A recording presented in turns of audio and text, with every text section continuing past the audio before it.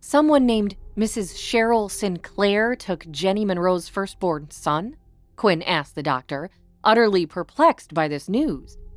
Quinn had asked Dr. Wanda Lee this question 3 times now, even though the name was clearly printed on the paperwork in front of her.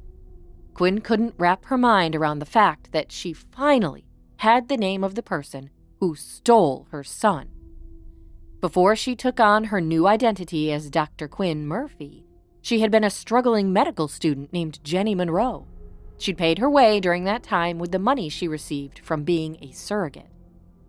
Now, Quinn knew who took her son, and she was one step closer to finding him.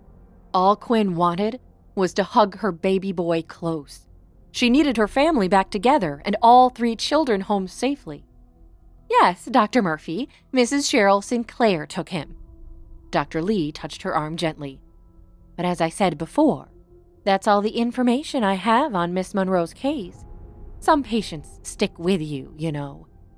The love Miss Monroe had for her children always stuck with me. Quinn tried to nod, but she felt like she was moving through a fog, and her words came out slower than she had intended. Do you, maybe, remember what the woman looks like? This Cheryl Sinclair? Anything at all? A name is all that I have, Dr. Lee repeated as she gently guided Quinn back to the office lobby. I'm sorry, Dr. Murphy, but I have other patients to see. I'm sure you do as well. Quinn managed a slight nod in Dr. Lee's direction.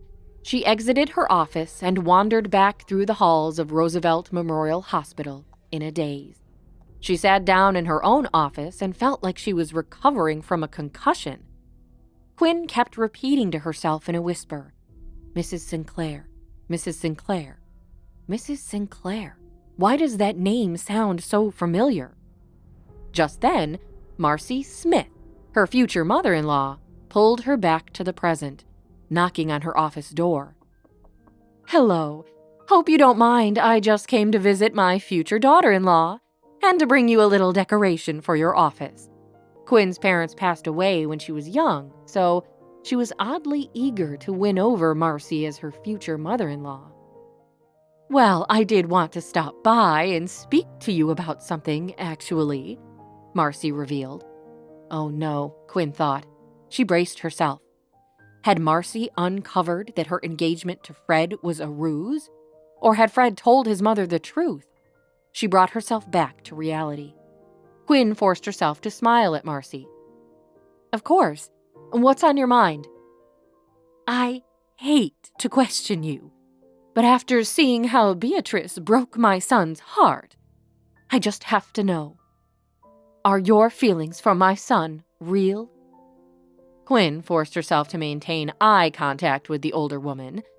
If she stayed close to Fred, she stayed close to his son, Jake. And Quinn suspected Jake was her real son. The one that the evil Mrs. Sinclair took from her during childbirth. Quinn didn't like to lie, but she would if that meant keeping Jake and her other 2 children close to her. Completely. Your son is the love of my life. Quinn smiled in a way she hoped was genuine.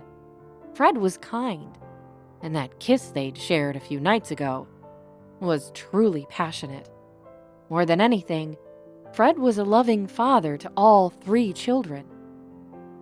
Marcy relaxed and patted her arm. You know, that's exactly what Fred said to me this morning when I called and asked him the same question. Quinn laughed. Well, then it must be true. Marcy tilted her head at Quinn. I just wonder if maybe Fred loves you more than you love him. Could Fred have feelings for me? Real ones? Quinn mused to herself. She forced another fake laugh. I doubt that. We love one another the same. Marcy leaned forward like she was going to ask another question, but an alert blared across the loudspeaker in Quinn's office. Code Blue. Dr. Murphy, Code Blue.